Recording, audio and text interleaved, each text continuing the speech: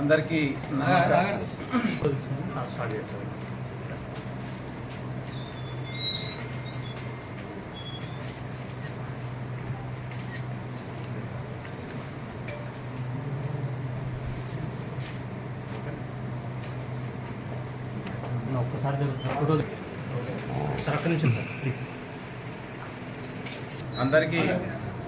అందరికీ నమస్కారం.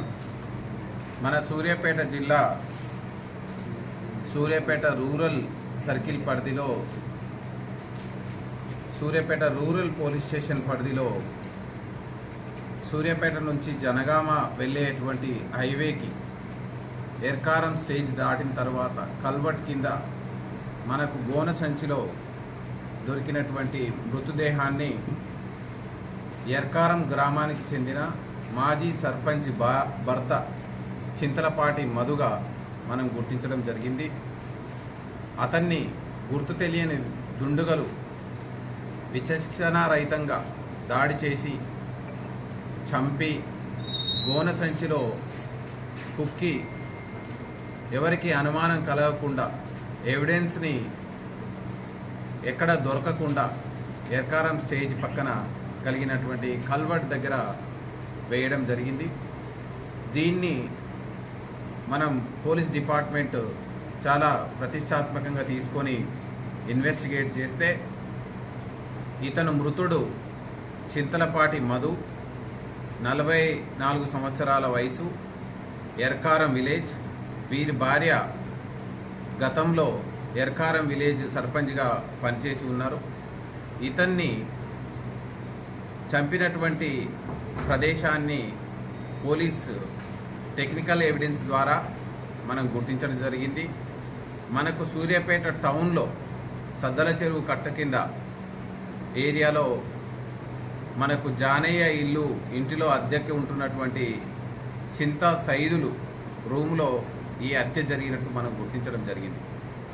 ఇమ్మీడియట్లీ దీనికి ప్రత్యేకంగా విచారణ అధికారిగా టౌన్ సిఐ వెంకన్నను, అదేవిధంగా డిఎస్పి సూర్యాపేట ప్రసన్న అండ్ నేను కూడా clues team, finger prints team, dog squads అన్నీ కూడా మనం అక్కడికి వెళ్ళి క్షుణ్ణంగా పరిశీలిస్తే ఈ గదిలో అతన్ని అంటే శుక్రవారం సాయంత్రం పూట దాదాపు 7:30 నుంచి 8 గంటల ప్రాంతంలో హత్య చేసి అతని శవాన్ని గోన సంచిలో కుక్కి అక్కడి నుంచి తీసుకొని వచ్చి ఎర్కారం స్టేజ్ దాటిన తర్వాత రైట్ సైడ్లో కల్వర్ట్ పక్కన పడేసినట్టు మనం గుర్తించాం.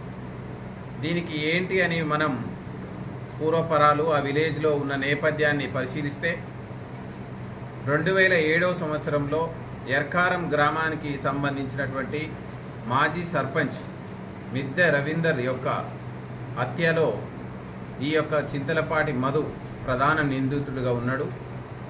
దానికి సంబంధించి మిద్దె రవీందర్ కొడుకు అప్పుడు వాళ్ళ నాన్న చనిపోయినప్పుడు 8-9 సంవత్సరాల వయసు ఉన్నటువంటి అబ్బాయి ఇతని నాన్నని చంపినటువంటి ఈ చింతలపాటి మధును ఎలాగైనా అంతమొందించాలని దాదాపుగా 4-5 సంవత్సరాల నుంచి వివిధ రూపాల్లో ప్రయత్నం చేస్తూ వస్తున్నాడు. ఈ సందర్భంలో ఈ యొక్క మిద్దె రవీందర్ యొక్క కొడుకు మిద్దె జీవన్ అతనికి కొంత సమీప బంధువులుగా ఉన్న చింత సైదులు, అదేవిధంగా ప్రసాద్ అనే వాళ్ళ యొక్క ఆశ్రయం తీసుకొని ఎలాగైనా చింతలపాటి మధును అంతమొందించాలనేటువంటి ప్రణాళికలు గత కొన్ని సంవత్సరాలుగా చేస్తూనే వస్తున్నాడు. ఈ సందర్భంలో వీళ్ళ సహాయంతో చింతలపాటి మధుని ఒకసారి కారుతోటి టక్కరించి చంపాలని, ఒకసారి నెమ్మికల్లు దగ్గర పంచాయతీలో చంపాలని, వివిధ సందర్భాల్లో ఇతని ప్రయత్నాలన్నీ వృధా అయిపోయినాయి.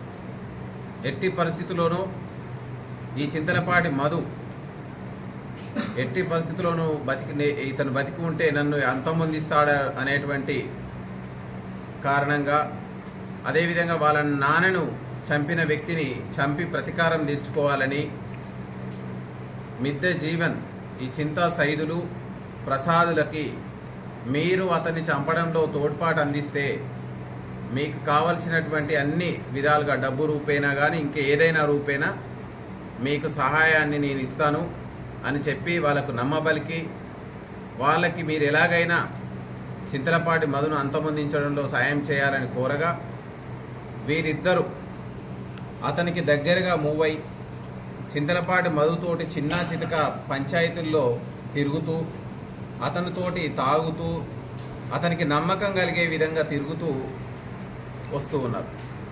ఈ హత్యకు 2-3 రోజుల నుంచి చింతలపాటి మధుని మామూలుగా దావతుల విషయంలో వాళ్ళ ఇంటికి రప్పించుకోవడం, అతనికి నమ్మకం కలిగే విధంగా చేయడం, ఒకరోజు మటను, ఒకరోజు చికెను, మందు, మాంసం అన్నిటిని సమకూర్చి నమ్మకంగా మిగులుతూ వస్తున్నారు. వీటన్నిటికి కూడా వెనకాల మిద్ద జీవన్ మందు కోసం, మాంసం కోసం, ఇతర ఖర్చుల కోసం చింతా సైదులకి సమకూరుస్తూ ఉన్నాడు. మనకి ఇది శుక్రవారం రోజు 11 గంటలకి చింతలపాటి మధు తన ఇంటి నుంచి కుడకుడ రోడ్లో అద్దెకుంటున్నటువంటి ఇంటి నుంచి టౌన్లోకి భార్యకు చెప్పి టౌన్లోకి వచ్చినాడు. వచ్చిన తర్వాత ఈ చింతా సైదులు ప్రసాద్ ఇద్దరు ఈ మిద్ద జీవన్తో కలిసి ఈరోజు ఎలాగైనా ఇతన్ని అంతమొందించాలి అనేటువంటి ప్లాన్లో భాగంగా ఆ రోజు చేపల కూర ఇంట్లో వండించడం, మంచిగా మందు తెప్పియడం, ఇవన్నీ తెప్పించిన విషయాన్ని చింతలపాటి మధుకి చెప్పడం, అతను 2 గంటల ప్రాంతంలో ఆ రూమ్కి రావడం, ఆ 2 గంటల ప్రాంతం నుంచి దాదాపుగా 7-7:30 గంటల వరకు తాగుతూనే మద్యం మత్తులో పూర్తిగా దిగేటట్టు ఇతరు ప్రణాళిక ప్రకారం వీళ్ళు చేసుకోవడం జరిగింది. ఈ విషయాన్ని టైం టు టైం చింతా సైదులు, ప్రసాదు ఇద్దరు కలిసి ప్రధానమైనటువంటి నిందితుడు మిద్ద జీవన్కి తెలియజేస్తూనే ఉన్నారు. మిద్ద జీవన్ అదే ఊరికి చెందినటువంటి ఎర్కారం చెందిన మిద్య ఆనందుని సహాయం తీసుకొని అనువైన సమయం కోసం మన ఏరియా హాస్పిటల్ పక్కన వెయిట్ చేస్తూ ఉన్నాడు. 7:30 గంటల ప్రాంతంలో ఆనందు మరియు మిద్ద జీవన్ తనకు సంబంధించినటువంటి I-10 కారులో కొంత దూరంలో ఆపి నడుచుకుంటూ వచ్చి ఒకసారి వెరిఫై చేసుకొని ఉన్నాడా లేడా అని చూసుకున్న తర్వాత తదుపరి చింతా సైదులు మిద్ద జీవన్ని లోపలికి పిలిపించడం, మొదట ఈ యొక్క మత్తులో ఉండి టీవీ చూస్తున్నటువంటి చింతలపాటి మధు ఆ చీకట్లో ఆ రూమ్లో టీవీ చూస్తుంటూ మిగతా లైట్లు ఆర్పేసి ఉన్నాయి. ఆ టీవీ లైట్లో ఈ నేరస్తులు అతన్ని గుర్తుపట్టడం, ఏకాఏకిన చింతా సైదులు దెబ్బ వేయగానే వీళ్ళు ముందుగానే తెచ్చుకున్నటువంటి మటన్ కొట్టే కత్తితోటి దెబ్బ వేయగానే అదే కత్తిని తీసుకొని మిద్ద జీవన్ తన యొక్క కసినంతా తీరేటట్టు వాళ్ళ నాన్నని చంపినటువంటి పగని తీర్చుకునేటట్టు అతను విచక్షణారహితంగా ముఖం పైన, భుజం పైన దాడి చేయడం, ఇవన్నీ అతి కొద్ది క్షణాల్లోనే జరిగిపోవడం జరిగింది. ఈ యొక్క దాడిలో తీవ్రంగా గాయపడి అక్కడికే చింతలపాటి మధు చనిపోవడం జరిగింది. ఆ తరువాత ఈ యొక్క రూమ్లో ఉన్నటువంటి మిద్ద జీవన్, చింతా సైదులు, అదేవిధంగా ప్రసాదు, ఆనందు అక్కడ ఉన్నటువంటి ముందుగానే తెచ్చుకున్నటువంటి గోనె సంచుల్లో ఒక దాంట్లో వేస్తే రక్తం గారుతుందని ఒకదాని మీద ఒకటి 3 సంచుల్లో కుక్కి అతన్ని లేపడానికి ఆ పక్కనే ఉన్నటువంటి భరత్ అనేటువంటి ఒక అబ్బాయి సహాయం తీసుకోవడం జరిగింది. వాళ్ళ సహాయంతో కారులో ఎక్కించుకున్న తర్వాత ఈ అబ్బాయికి చింతా సైదులు, ఎందుకంటే ఇంటి పక్కనే ఉంటాడు ఈ అబ్బాయి, భరత్ అనే అబ్బాయి, ఇదంతా తూడ్చు, ఈ రక్తం ఇక్కడ పడ్డదంతా తూడ్చేసేయి, మీకు కావలసిన డబ్బులు ఇస్తానని చెప్పి అతనికి చెప్పడం జరిగింది. కానీ ఆ రూమ్లో పూల్ ఆఫ్ బ్లడ్ ఉండడం వల్ల అది సాధ్యం కాలేదు. ఆ తర్వాత కారులో ఈ యొక్క మూట సంచి, శవాన్ని ఉన్నటువంటి సంచిని వేసుకున్న తర్వాత జీవన్ స్వయంగా నడుపుకుంటూ న్యూ బస్ స్టాండ్ నుంచి అంజనాపురి చౌరస్తా మీదుగా మనకి జనగాం రోడ్కి ఎక్కి ఆ జనగాం రోడ్కి ఒంటరిగానే వెళ్తూ ఉన్న క్రమంలో ఈ యొక్క ఆనంద్ ఈ యొక్క మృతుడి యొక్క చింతలపాటి సైదుల యొక్క బైక్ని తీసుకొని బాలెంల స్టేజ్ దగ్గర బాల్యంలకు కొంచెం దూరంలో వెంచర్ దగ్గర ఆపి ఈ యొక్క ఆయన వాళ్ళ బట్టలు అక్కడ విడిచేసి తర్వాత అదే కారులో కొంత ముందుకు పోతున్న క్రమంలో వీళ్ళు యాక్చువల్లీ మొదలుగా ఊర్లోనే వాళ్ళని నాన్నని చంపిన దగ్గరనే వేదామనుకున్నారు. కానీ అప్పటికి కొంతమంది మూమెంట్ చూసి భయపడి ఆ రోడ్డు పక్కన ఉన్న కల్వర్ట్ కింద పడేసి వాళ్ళు అక్కడి నుంచి పారిపోవడం జరిగింది. అదేవిధంగా ఈ ప్రసాద్, చింతా సైదులు వాళ్ళిద్దరి బైక్ మీద మృతుని చంపడానికి ఉపయోగించిన కత్తిని, మృతుని యొక్క ఫోన్ని తీసుకొని వాళ్ళు ముందుకెళ్తూ కత్తిని కొంత దూరంలో వెళ్ళిన తర్వాత అక్కడ ఉన్నటువంటి కెనాల్లో పడేయడం జరిగింది.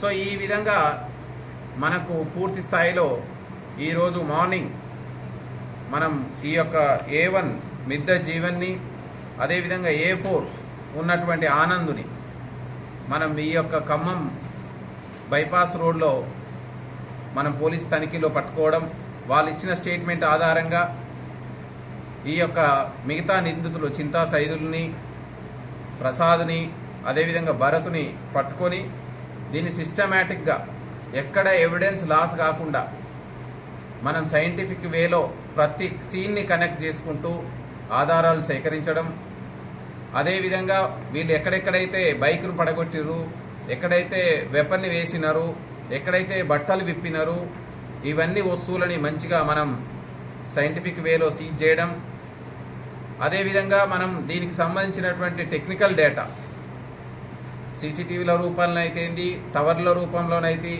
మనం క్షుణ్ణంగా కలెక్ట్ చేసుకోవడం, మంచిగా పంచుల సమక్షంలో శాస్త్రీయంగా మనం పరిశోధన చేసి ఈ నేరంలో పాత కక్షలైతేమి, అదేవిధంగా తండ్రిని చంపినటువంటి పగను తీర్చుకోవడానికి మిద్ద జీవన్కి సహాయం చేసినటువంటి అందరికీ ఖచ్చితమైన తీవ్రమైనటువంటి శిక్షలు వచ్చే విధంగా ఇన్వెస్టిగేషన్ని క్లోజ్గా మానిటర్ చేయడం జరుగుతుంది.